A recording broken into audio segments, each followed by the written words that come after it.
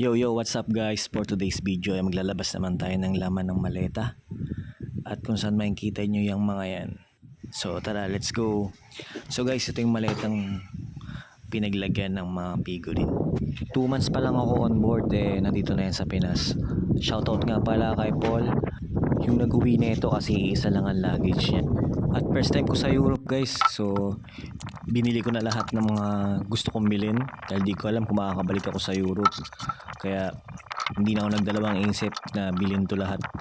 Sobrang mahal, sobrang bigat, pero hindi na ako nagdalawang isip kasi worth it naman siyang pang display. Kung titignan nyo kung gaano kalalaki yan at kung gaano kabibigat yan, kung mahahawakan nyo, pero ang gaganda.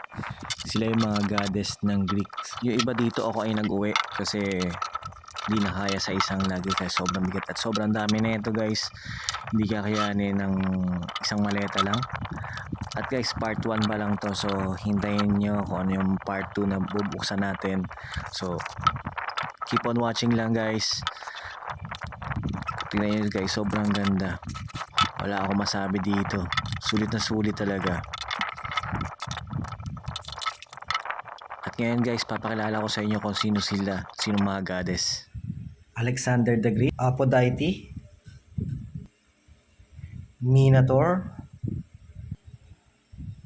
Zeus, Athena, Ares, Leonidas, Atlas, Themis, at si Hercules. So guys, dito ko siya nilagay sa taas ng TV.